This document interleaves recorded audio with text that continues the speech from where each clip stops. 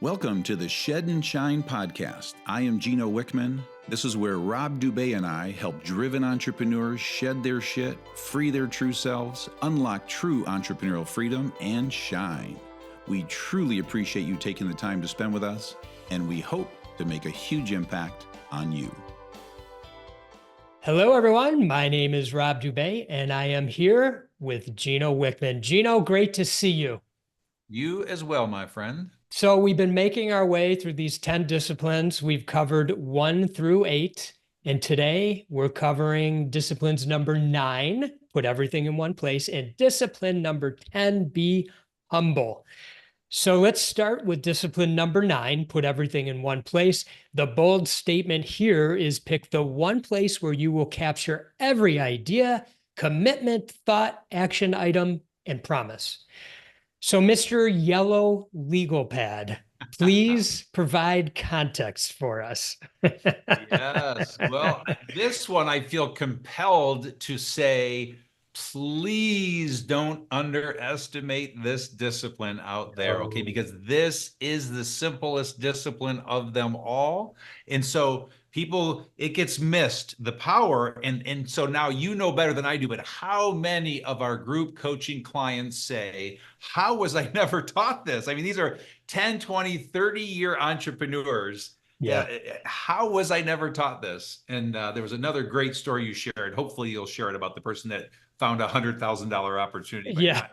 Okay. So anyway, but with that said, again, it's so powerfully simple. So when I explain the context right now, you might say, is that all? So the context is best described by describing the typical day in a driven entrepreneur's life, where you're going throughout your day and you have ideas and thoughts and problems that come up and promises you make to people and commitments. And so you're going throughout your day, all these things are coming up, and you're jotting one of those over here, and you're putting one in your phone, and the other one you put on a sticky note. And at the end of the day, all that shit is everywhere, okay? And me just explaining that should have drained all of your energy out there, okay? All of you out there, your energy should have been zapped. So that says it all. Now let's reverse that. Let's change that.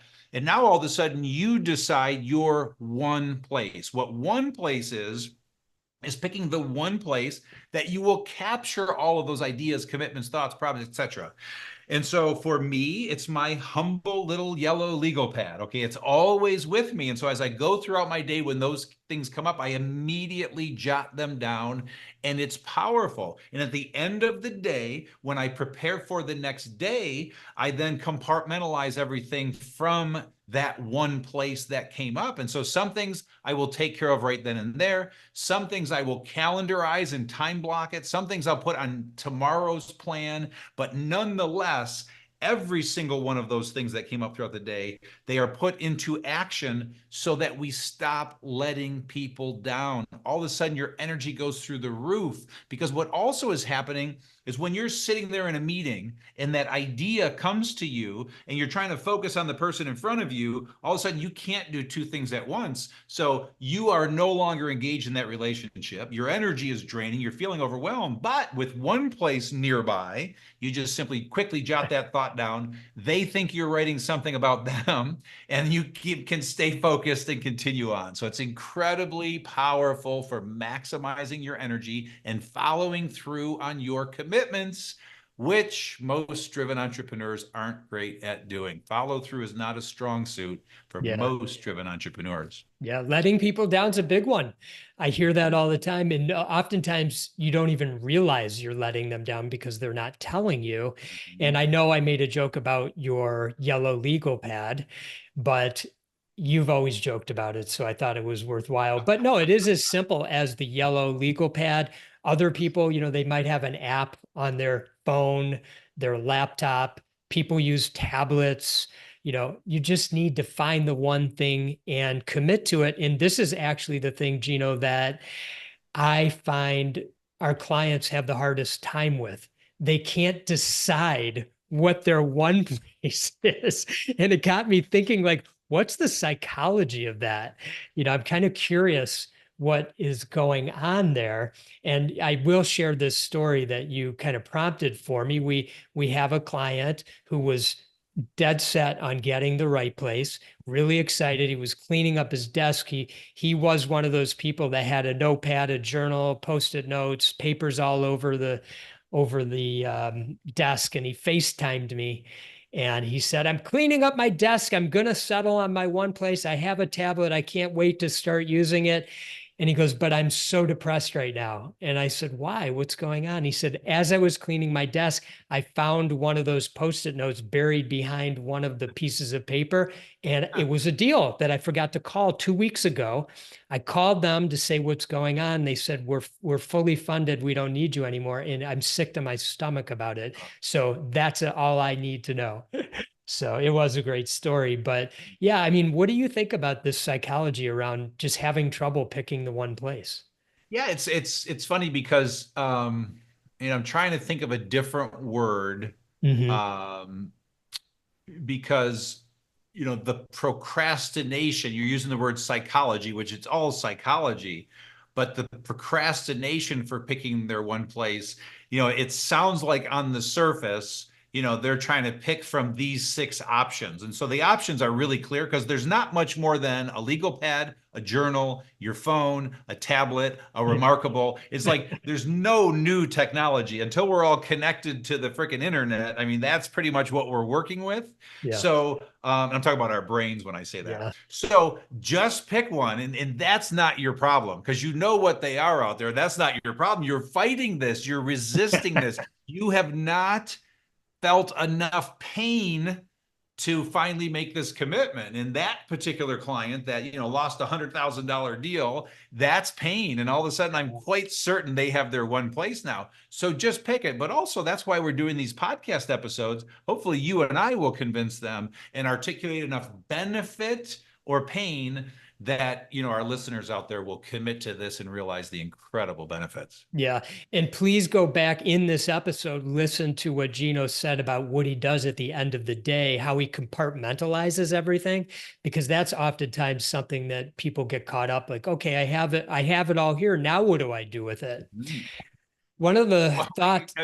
I have to interrupt you there because I Yeah. just laughed when you said that. I have all this stuff written down. What do I do with it? Yeah. You do it. And so that's the other thing. You don't want to do it. But this now all of a sudden we can tie a bunch of disciplines together because assuming you know your work capacity, assuming you hired somebody to do your $25 an hour work, give it all to them. So Yeah, right. you were not gifted with the ability to follow through. So put it in your one place and then give it to people to get it done. You do not want to get it done if it's not stuff that's in your sweet spot. So just, all right, I wrote it all down. What do I do? The answer is really obvious. Now you got to do it. And just back to how they're all intertwined, all the disciplines, they're all connected. Yeah. One of the things that you brought up some time ago that I just have absolutely loved, and I've shared with everybody who goes through our program and anybody who I'm talking to this about, is an inner world benefit of this, which is actually when you're in, I'm just going to use an example and you can build on it, obviously, but say you're in a meeting and something comes up that kind of triggers you. Maybe it's a way something was said or something that's really getting to you isn't going right. At that time, you can use your one place to write down a feeling or emotion or a thought that was coming to you. And at the end of the day, when you're preparing every night and you're compartmentalizing everything on your one place, you could go back to that and do a little bit of reflection and just ask yourself what was going on there. Yeah.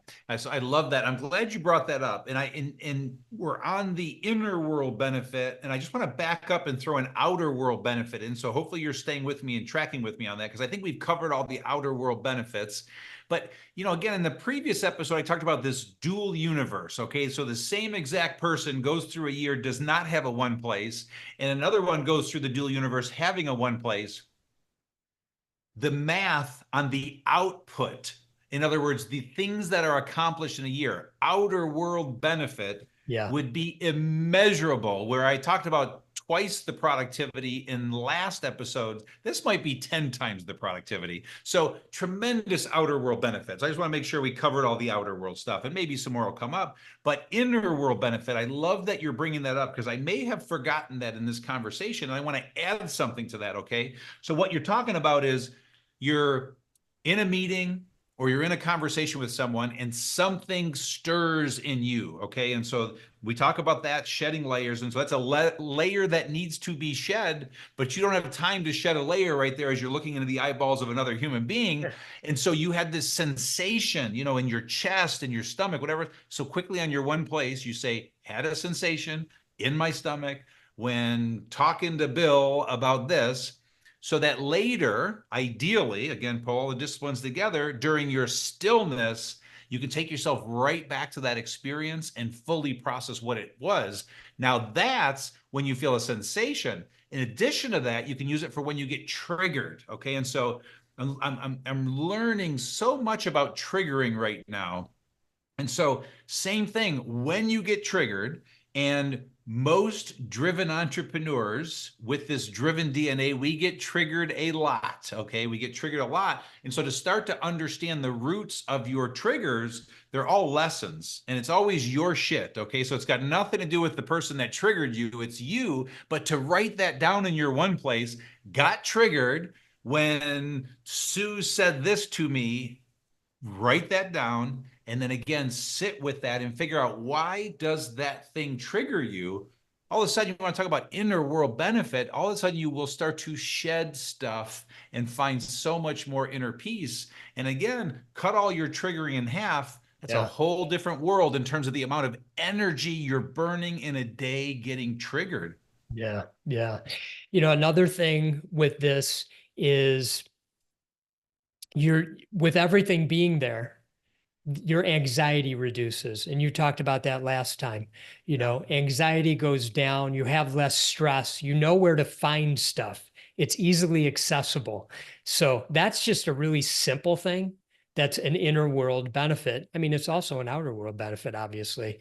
Yeah. And let me give you another inner world benefit, okay? And so this is something that hit me as well. And so, you know, I talked about how most driven entrepreneurs making a lot of commitments don't write it down or write it on their hand or a sticky note, and it gets lost. They don't follow through. The person says, hey, did you do the thing? You feel guilty. You say, I'm sorry. Well, let's do the math on that. Apologizing 5 times a day for not following through on something. And not only that, even worse, apologizing alone is going to beat the shit out of you all day long. But in addition to that, you become so masterful at apologizing for not honoring your commitments because, oh, I'm just a wild and crazy entrepreneur. You create this package, this facade of how you're able to let those things bounce off of you, which is not healthy at all. That is so good. So stop apologizing, follow through on your commitments, write it all down, hand it off to somebody to get done. You'll follow through with your commitments. Your energy will shoot through the roof. You can stop feeling guilty. You can stop apologizing. And what a difference that would make. Yeah. Oh, that was so good. Anything else come to mind on this one before we move on? I think we've said it all. All right. We have said it all, which means we move on to, can you believe it, the last discipline. Discipline number 10, be humble. Bold statement, view yourself as an equal to every person on the planet. All right, Gino, context. You know, I think where I want to start is the way we teach this one. And so if you think of a spectrum, and I love it when you out there just write this down so you're seeing it, feeling it, engaging with it. And on that spectrum, on the left side of the spectrum, you write the word arrogant. And on the right side of the spectrum, you write the word humble. And what's ironic about those two words is it's almost the exact same definition when you look up the definition for both words. And it's basically, in so many words, the view of yourself in relation to others. And simply put, arrogant people tend to think they're better than other people. Humble people don't think they're any better than anyone. In other words, we're all equals. And so you out there are somewhere on that spectrum. You're somewhere, if you're really honest with yourself, you're either all the way to the left, arrogant, all the way to the right, humble, or somewhere in between. And then if you want the real aha, wah moment, ask someone in your life that you love and trust to put a little hash mark on the line so you hear the reality. But the point here is, to the degree you're humble, what we believe in our experience is that life is better. You just attract humble people to yourself. So like attracts like. If you're arrogant, typically you have a lot of arrogant people in your life. And if you're humble, typically you have a lot of humble people in your life. And the journey is just a lot better when you're surrounded by a bunch of humble people on the path. Yeah. So of those that have taken our assessment, it's in the mid 20s, 20% or so that feel they are, it's of those that have taken the assessment, 75% feel they are humble. And I was curious, in this world of entrepreneurs, how does that land for you? Well, so this exercise I talk about and that we prescribe, for our clients and our readers is what we suggest is go to the 5 most important people in your life and have them put a hash mark on the line for you. Yeah. And so where I came up with that is I just did it with some friends, 2 of my closest friends. And we were sitting there and I taught them the spectrum. And I said, put a line on the spectrum for me. And in their view, I was less humble than I thought I was. And so for me, I thought I was like at the 75% mark. I don't consider myself to be the most humble person on the planet, but I had myself at like the 70%, 75% line. So, close to humble, but 75% of the way there. And where they put me was probably at like the 60% line. So still on the humble side of the line, but just like, 10% over the line. And that was really enlightening for me. So I'll simply say most of the people that took the assessment are in denial. No, I'm kidding, but I'm not kidding.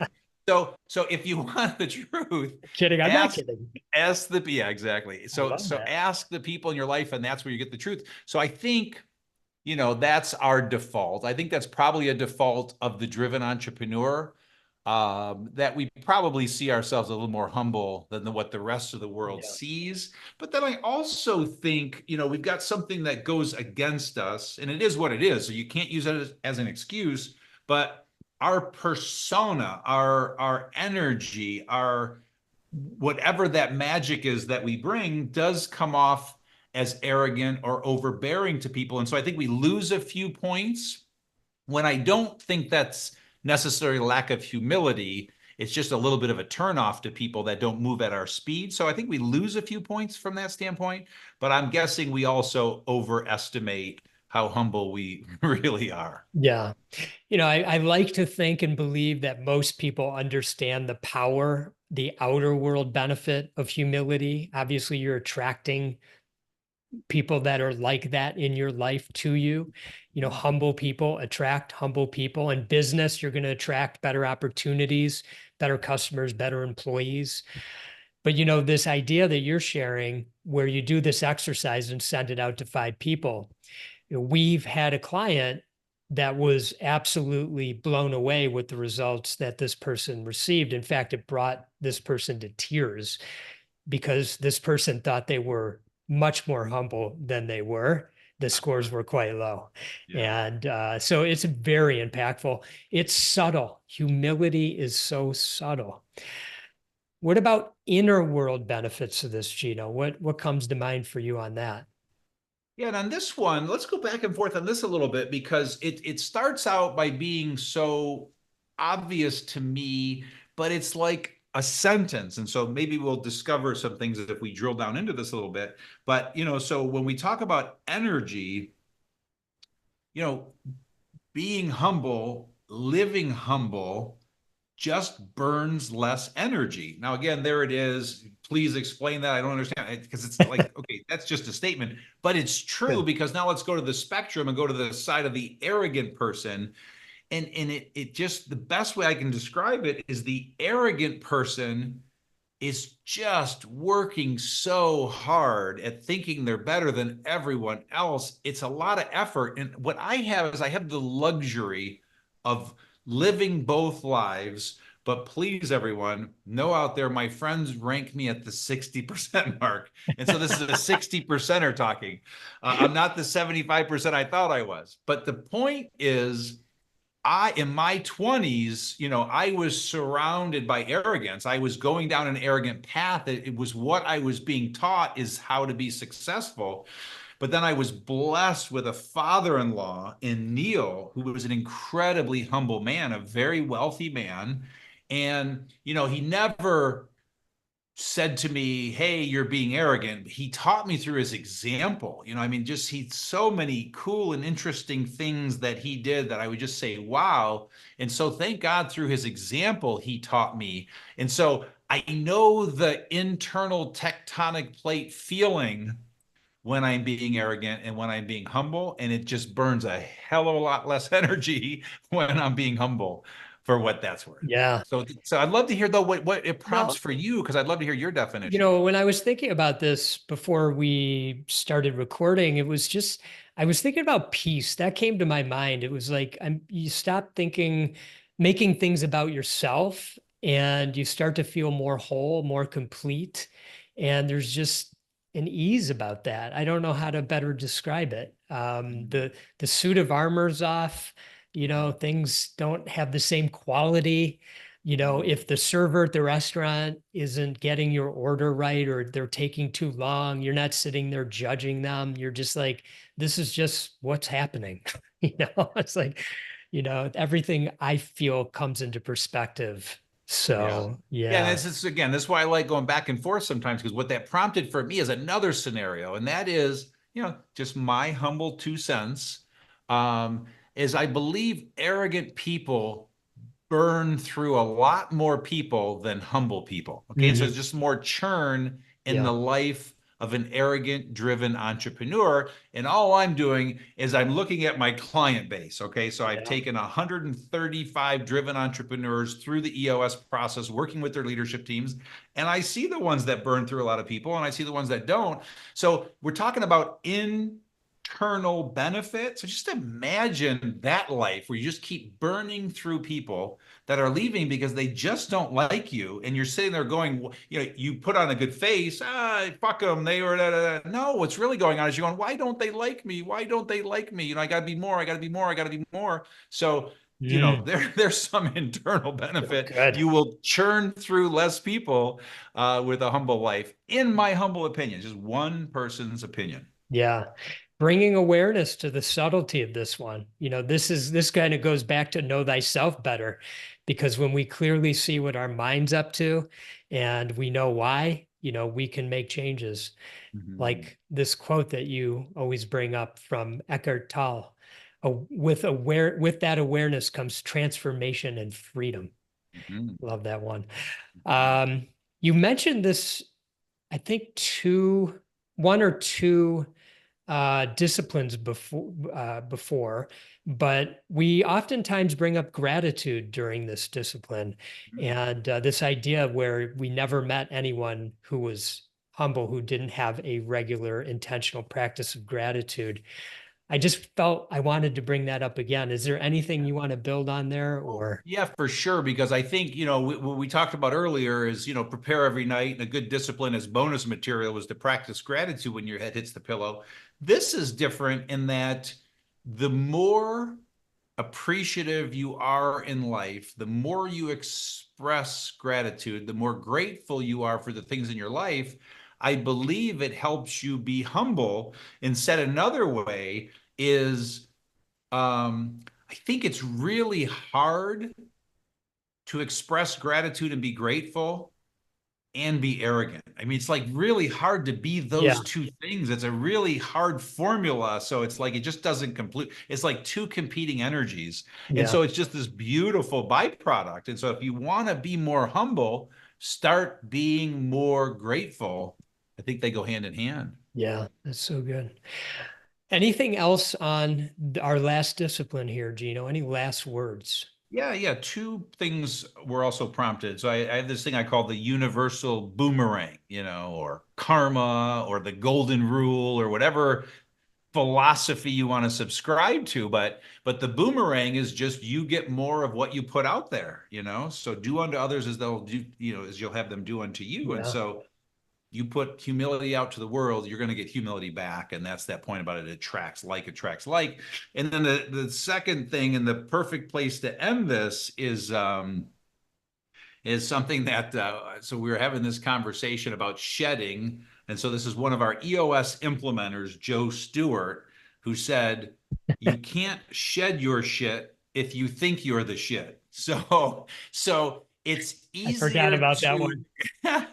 it's easier to shed when you're humble. Okay. And if you think you're the shit, you're just climbing uphill trying to shed if you think you're the shit. So I thought that was really good. Yeah, that's a great way to end. And there we go. There we have it, the 10 disciplines. You've got all the episodes to draw on. You can listen to them over and over again and go along with the book. And Gino, it was great to see you as always. Thank you for listening in today. We truly appreciate you taking the time to spend with us, and please tune in for the next episode. Until then, if you'd like to see where you are on your true self journey, go to shedandshinepodcast.com to take the true self assessment and receive personalized guidance. If you're all ready to begin your inner world journey with Rob and myself, please join us for the next round of the 10 Disciplines Group Coaching Program. We wish you all the best in freeing your true self. Stay focused and much love.